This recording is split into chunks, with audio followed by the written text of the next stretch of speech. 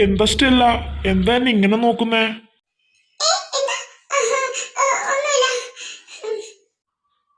ശരി. എടാ, നീ എന്താടാ എന്നെ വിളിക്കായിരുന്നേ? ഞാൻ പറഞ്ഞില്ലേ എന്നെയും കൂടെ വിളിക്കണോന്ന്. ആ രാവിലെ അവിടെ കാത്തു നിന്ന് ബസ്സും പോയി. എന്തോന്ന്? ബസ് പോയോ? ഷേ. എടി ചേച്ചി, വാ, ഇനി നമുക്ക് നടക്കേ രക്ഷയുള്ളൂ. ബസ് പോയി, ഇപ്പൊ സമാധാനായല്ലോ.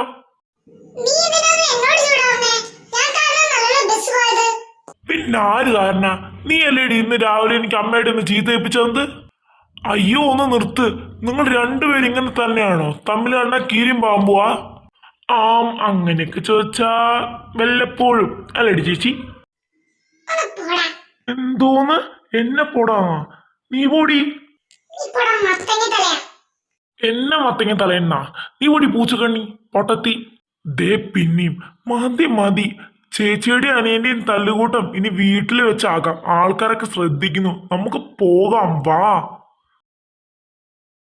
എന്നാ ശരി. എടി ചേച്ചി, ഞാൻ പോവാണേ. ബായ്.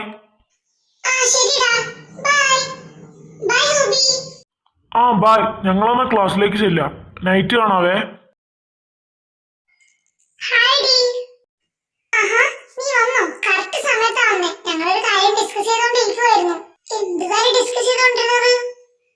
അത് വേറെ ഒന്നുമില്ല സ്റ്റെല്ല, നമുക്ക് ക്ലാസ് കഴിഞ്ഞിട്ട് ബീച്ചിലേക്കൊക്കെ ഒന്ന് കറങ്ങാൻ പോയാലോ? ബീച്ചിലേക്കോ? അതൊരു ഗുഡ് ഐഡിയ ആണല്ലോ. പക്ഷെ എന്റെ അനിയൻ അറിഞ്ഞാ അവനത് അമ്മോട് പറഞ്ഞു കൊടുക്കും. അമ്മയാണെങ്കിലോ ഇനി അങ്ങോട്ടും വിടില്ല. ഞാൻ എന്ത് ചെയ്യും? എന്റെ സ്റ്റെല്ലക്കുട്ടി, നീ ഇങ്ങനെ പേടിക്കാതെ. നിന്റെ അനിയനൊന്നും അറിയില്ല. നിന്റെ അനിയൻ അറിയാതിരുന്നാ പോരെ. നീ ഞങ്ങൾക്ക് വിട്ടേക്ക്, ഞങ്ങൾ ഏറ്റു. ഉറപ്പാണല്ലോ? ഇനി പ്രശ്നമൊന്നും ഉണ്ടാവരുത് കേട്ടോ. ഇല്ല സ്റ്റെല്ല, ഒരു കുഴപ്പം ഉണ്ടാവില്ല. നിങ്ങൾ പേടിക്കാതിരിക്കുക. പിന്നെ ഇതൊക്കെ ഒരു ചെറിയ ഫണ്ണാക്കി എടുത്താൽ മതി. നമുക്ക് വേണ്ട എന്റർടൈൻമെന്റ് ഒക്കെ. ശരി ശരി. അയ്യോ, ഇവിടെ സാറ് വരുന്നു. എവിടെ സാറ്? ഈശ്വരാ, ഞാൻ അസൈൻമെന്റ് എഴുതിയിട്ടില്ല. ഇടിച്ചിണ്ടോ? നീ എഴുതിയിട്ടുണ്ടോടി? ഇന്ന് എനിക്ക് സാറിനെ ചീത്ത ഉറപ്പാ. ഇങ്ങനെ എന്നെ നാളെ കെടുത്തു. Good morning class. എല്ലാവരും ഇരിക്കൂ. Good morning, good morning. എല്ലാവരും ഇരിക്കുക. ആ ഇന്നലെ ഞാനൊരു അസൈൻമെന്റ് തന്നിട്ടുണ്ടായിരുന്നു. ആരൊക്കെയാണ് അത് എഴുതാത്തത്? എഴുതാത്തവര് എഴുന്നേറ്റ് നിൽക്കാം. എഴുതിയവരെ ബുക്കെല്ലാം മേടിച്ച് സ്റ്റെല്ല, ക്ലാസ് കഴിഞ്ഞ ശേഷം എനിക്കത് കൊണ്ടുതരണം. ശരി. ഇനി എഴുതാത്ത മഹാന്മാരും മഹാത്തികളും ഒന്ന് എഴുന്നേറ്റ് നിന്നേ. ഓ, എന്താണാവോ താങ്കൾ എഴുതാതിരുന്നത്? എല്ലാ വിഷയത്തിലും ഇതേപോലെ ഉഴപ്പിയ എങ്ങനെയാ മോളെ നീ ക്ലാസ്സിൽ നിന്ന് പോവാ? ഇവിടെ തന്നെ ഇരിക്കാനാണോ പ്ലാൻ?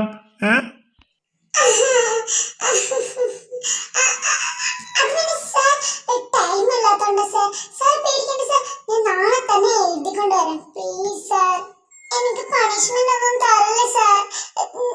നാളെ തന്നെ ഞാൻ എല്ലാം എഴുതിക്കൊണ്ടുവരാം. ഞാൻ ഇനി ഒരിക്കലും സാറിന്റെ വിഷയം ഉറപ്പില്ല. പ്ലീസ് സാർ, ഈ തവണത്തേക്കൊന്നും കൂടെ പ്ലീസ്. ഓ കഷ്ടം. തന്നോടൊന്നും പറഞ്ഞിട്ട് ഒരു കാര്യമില്ല. എല്ലാ തവണ ഈ എക്സ്ക്യൂസ് തന്നെയല്ലേ പറയുന്നേ? ശരി, ഈ തവണത്തെയും കൂടെ ഞാൻ ക്ഷമിച്ചിരിക്കുന്നു. ഇനി എന്റെ അസൈൻമെന്റ് എഴുതിയിട്ട് വന്നില്ലെങ്കിൽ അറിയാലോ പണിഷ്മെന്റ്. പിന്നെ സാറിന്റെ പണിഷ്മെന്റ് മറക്കേ. അസൈൻമെന്റ് മൊത്തം 100 തവണ എഴുതലല്ലേ സാർ? അറിയാം, ഞാൻ നാളത്തേക്ക് എഴുതിയിട്ട് വന്നോളാം സാർ. എനിക്ക് വയ്യ സാർ 100 തവണയൊക്കെ എഴുതാൻ. കൈയൊക്കെ അപ്പോഴത്തേക്കും പോവും. അതാ. നാളെ എഴുതിയിട്ട് വന്നില്ലേ? അപ്പൊ കാണാം. ഈ പ്രാവശ്യം ഞാൻ ക്ഷമിച്ചിരിക്കുന്നു. നാളെ എന്തായാലും എഴുതിയിട്ട് വരണം. ഇല്ലെങ്കിലേ കയ്യൊന്നോടിയൊന്നും ഞാൻ നോക്കില്ല. മര്യാദക്ക് എഴുതിയിട്ട് വന്നോ, ഇല്ലെങ്കിൽ ഞാൻ 200 ആക്കി അങ്ങ് തരും.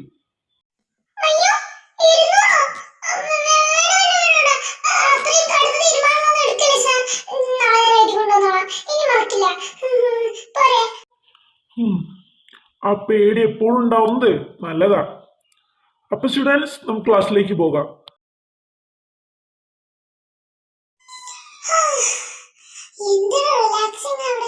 തണുത്ത കാറ്റും വേറൊരു വൈബ് തന്നെ അല്ലേടി?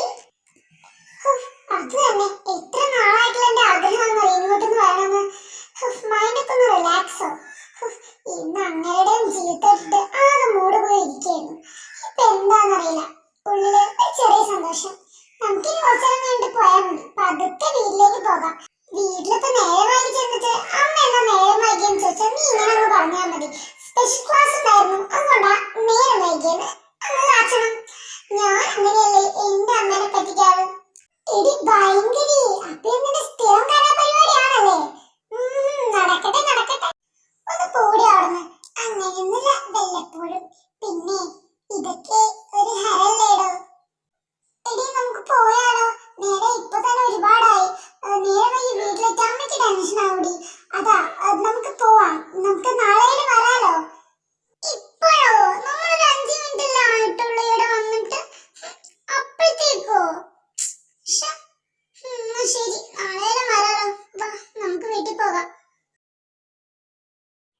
സാർ നമുക്ക് പോയാലോ?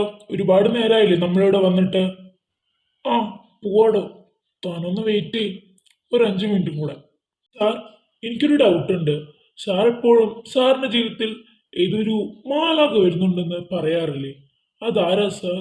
ആ, സാറിന് ചോദിച്ച ഇഷ്ടമല്ലെങ്കിൽ I'm so sorry sir. ഉം, അതൊന്നും കുഴപ്പമില്ലടോ. ഞാൻ പറയാം. ഹാ,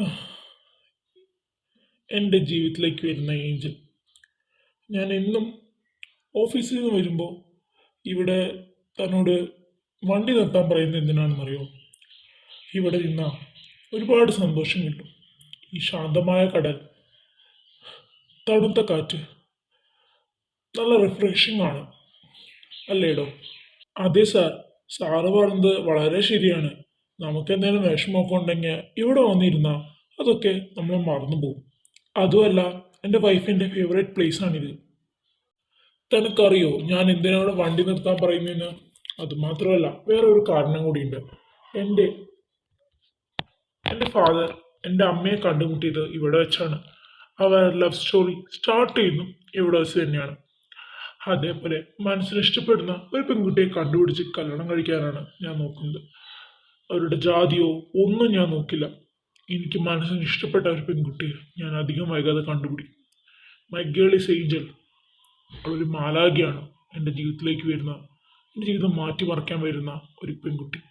ഇതും പറഞ്ഞ് നമ്മുടെ തെയ്യം പുറത്തേക്ക് നോക്കുന്നു. അപ്പതാ നമ്മുടെ തെയ്യം നമ്മുടെ സ്റ്റെല്ലയെ കാണുന്നു. അവൻ ഫ്രണ്ട്സിന്റെ കൂടെ കാഴ്ച തിരിച്ച് സംസാരിച്ച് അങ്ങനെ പോവുകയാണ്. അവൻ അവളെ ഒരു നിമിഷം നോക്കി നിന്ന് പോകുന്നു. അവളുടെ ആ നിലാവിൻ വെളിച്ചത്ത് തിളങ്ങുന്നത് പോലുള്ള കണ്ണുകളും സ്ട്രോബെറി പോലെ തുടുത്തിരിക്കുന്ന അവളുടെ ആ ചുണ്ടുകളും മനോഹരമായ അവളുടെ മുഖവും അവന്റെ മനസ്സിൽ ഒരു ചിത്രം വരച്ചതുപോലെ പതിഞ്ഞുപോയി. അവളെ അപ്പോൾ തന്നെ തെയ്യം സെക്രട്ടറിക്ക് കാണിച്ചു കൊടുക്കുന്നു. സെക്രട്ടറിയോട് തെയ്യം ഇന്ന് വൈകുന്നേരത്തിനുള്ളിൽ അവളെ പറ്റിയുള്ള എല്ലാ ഡീറ്റെയിൽസും എനിക്ക് കിട്ടിയിരിക്കണം. ഓക്കെ? Yes sir. ഡ്രൈവർ, വണ്ടി എടുക്ക്.